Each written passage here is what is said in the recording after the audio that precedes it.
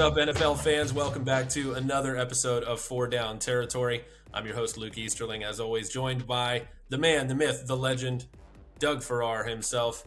Doug, boy, do we have some stuff to talk about this week, man. Definitely no shortage of content for the strong opinions this week. We'll start in my neck of the woods. Yeah, how was the weekend on Bucks Wire, Luke? It was eventful. I'll say that much.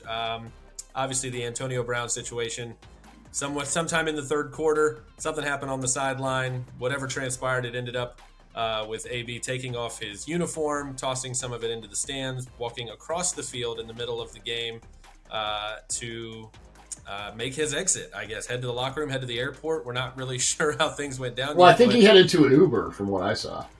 Yeah, we saw a lot. We saw a lot on Sunday from AB. But, I mean, from a macro, big picture standpoint, given his, the off-field incidents that have happened throughout his career, is there still a way that he plays on another team, whether it's this year or in the future? The first thing I thought when this happened, well, obviously Vontae Davis's in-game retirement, which he did more subtly, and then that was the one that I thought of as any sort of comparison, but even that wasn't close. This brought back memories of Percy Harvin refusing to go in a game for the Seahawks against the Cowboys in 2014, and I think like 2 or 3 days later, the Seahawks traded him for nothing after giving up a lot to get him. They traded him to send him to the Jets. Yeah. The difference with Antonio Brown, of course, is that he's always produced it at the NFL level. Even this season with a 3-game suspension and all the discord, 42 receptions on 62 targets for 545 yards and 4 touchdowns. He's not what he was as a player, and he's more of a headache than he's ever been. I mean, I know people who know him. This is, the whole CTE thing it's not that. It's just kind of him. But someone will come calling. It may be for the playoffs. You're thinking, well, we can, because that's the whole coach's ego thing. I can manage it. Right. It'll be different here. Yeah, and he can still produce, and unless your name is Colin Kaepernick, that's all that matters. So will he be with another team? Yeah, absolutely. Did he quit on the Buccaneers? Is it a problem? Yeah, but somebody's going to say, I can fix him. I can extract the talent and deal with the headaches, which is exactly what Bruce Arians said, and we saw how that worked out. And Uncle Bruce is a pretty smart guy, so yeah. Yeah, I mean that's kind of how I feel, right? Famous last words. I would love to say that maybe this is the time, right? But that I would have said that before the Bucs signed him. Yeah. Coming off an 8-game suspension, and then you re-sign him, and then you have the 3-game suspension, and basically Bruce's line was at least honest, right? It was like, we got to win games. Yeah. He gives us the best chance to do that. I'm paraphrasing, but that was basically it. And we all understood that, right? We knew that was the deal. But, he was a key part of the Super Bowl team last year. It's clear that he can still get the job done. Even at his age, he's still one of the better receivers in the NFL. His experience, his technique, he's still a great pass catcher. But, they wanted to make another run at the Lombardi. They still can, but he was going to be a big part of that, especially with Chris Godwin out. I think at the end of the day, though, unfortunately, his career in Tampa Bay ending like this is really exactly what we all maybe not even expected, but feared. We were all worried that this is kind of how it would end. Yeah. For the college ranks, Doug, on New Year's Day, ESPN's Kirk, Herbstreit, Desmond, Howard, they were the latest pundits to kind of go off on players who opt out of bowl games, right? They're insisting that they're doing so because they, quote, don't love the game, right? As Herbstreit and Howard did when they played, evidently.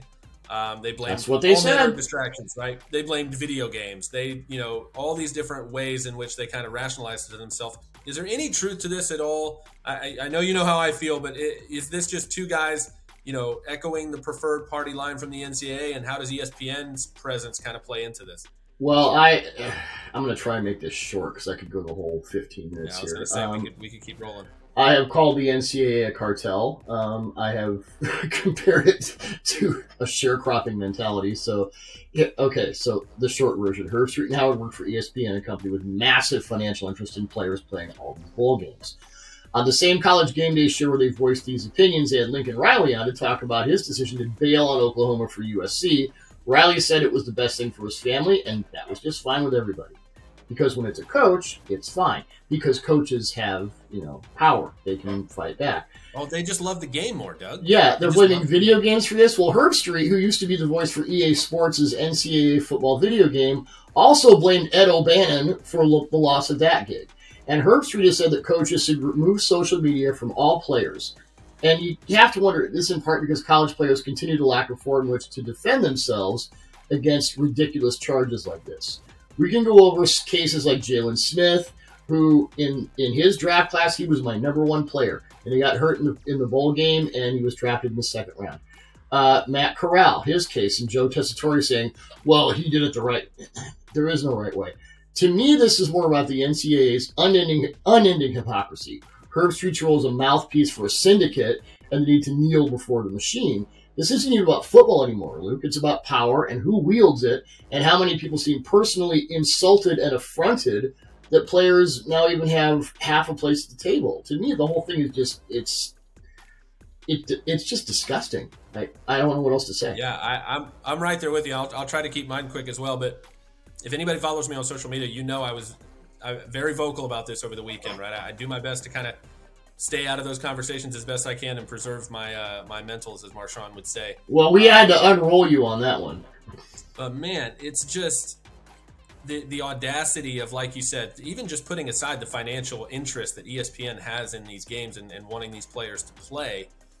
And you bring up Jalen Smith. Not only was Jalen Smith a second-round pick after that, he was never the same player, most importantly, right?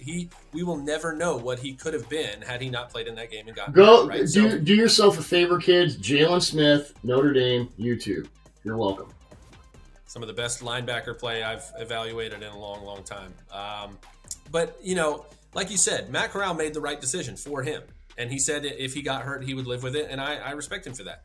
But so did Kenny Pickett. He made the right choice, too, because he decided for himself what was best, and he moved on with it. They're both right because they made those decisions based on their own variables, right? Yes, absolutely. And so we should be able to give them both the same level of respect for that decision instead of pretending there's some moral high ground on either side of this argument or, good Lord, questioning players' love of the game because they made one decision over the other. So the last thing I will say on this is that mentality sure hasn't seemed to bother Jamar Chase or Micah Parsons. I was just going to say the offensive and defensive rookies of the year most likely both opted out. And right, for an entire season, let alone a bowl game. So again, at the end of the day, miss me with this whole argument.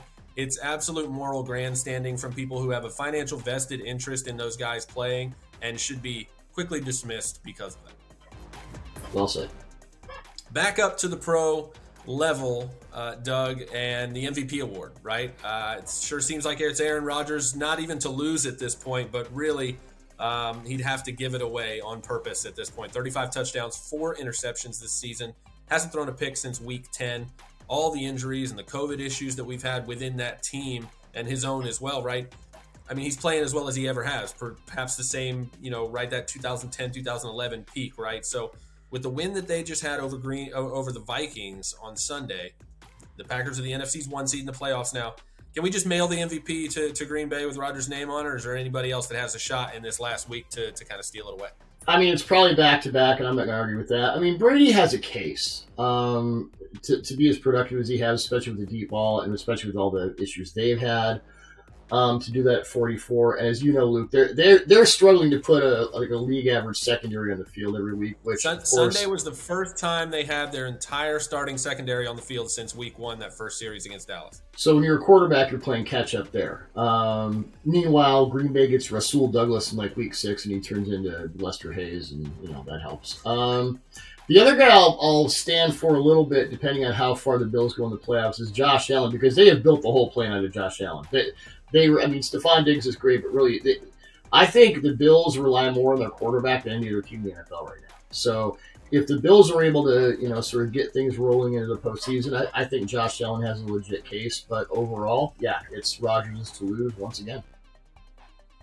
Yeah, I agree, and I think in terms of Brady's case, I think that died in the Saints game, right? Probably. I think you get shut out at home by the Saints. I think that really just ended his case. I think Jonathan Taylor should get consideration at that point, but let's be honest. We all know this is a quarterback's award 9 times out of 10, maybe 99 times out of 100 these days.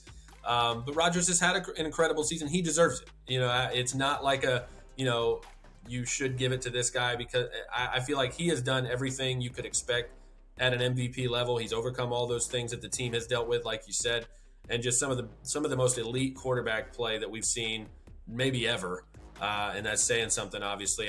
Hopefully, this all boils down to, regardless of who wins this award, I really would love to see Brady and Rodgers at Lambeau again for the NFC title.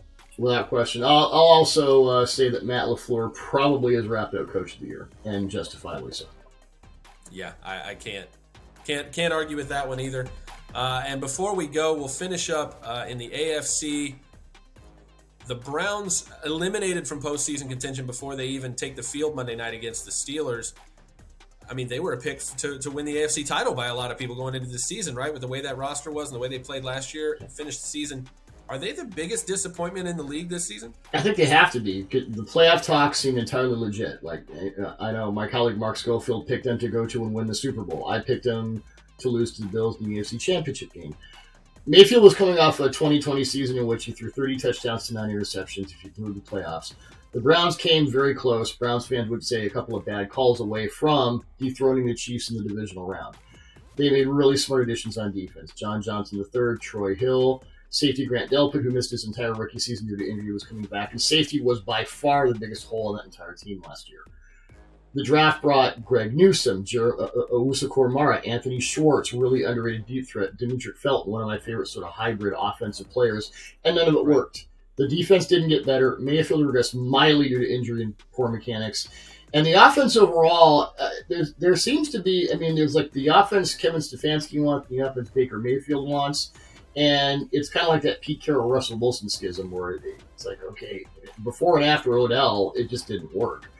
And I'll be fascinated to see what happens with this team because, as we've discussed before, Mayfield, he's coming into that sort of, are they going to give him the second contract thing, or is that done?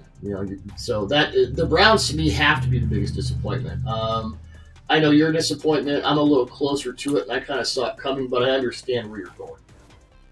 Yeah, I'm so glad you brought up Russell Wilson and Pete Carroll because that's where I'm going with this. I think if there is another contender for that title, it's the Seattle Seahawks. And again, I know they didn't have Russ for a few of those games, but their problems this year have been way bigger than that. And to what you just said, you saw those problems coming down the line. But if you were a more casual fan and looking at what they've done over the last few years, this is a team that's averaged double-digit wins going back to 2012. Obviously, they're not the team they were in the Legion of Boom days, but they were 12-4 last season. So it's not like this has been like a slow. They were still getting the job done, and they were still winning football games last year with largely the same team and the same structure, the same people calling the shots. So, they look lost on both sides of the ball. I know Wilson and Carroll, both of those guys could be somewhere else next offseason, right? If they want to blow everything up and trade Russ away. I think one of the biggest things Seahawks fans that have to hurt them on the weekly basis when you're losing these games and you know that your first round pick is going to be made by someone else. So that top 10 pick, they're not even going to have to show for this. So I think if anybody could dethrone Cleveland for the biggest disappointment, Seattle makes a really good case. Hey, man, if you can blow 2 first-round picks on a 220-pound edge rusher who doesn't get sacks anymore, you got to do it. You got to do it. You can't blow 5. You run DraftWire, Luke. You can't blow 5 or 6 drafts in a row and not have it come back to bite you in the posterior. I'll just say that. You can't do it, Doug, but you know what we can do? We can see everybody next week. We thank you all for joining us for another episode of 4 Down Territory. For Doug Farrar, I'm Luke Easterling, and we'll see you next week.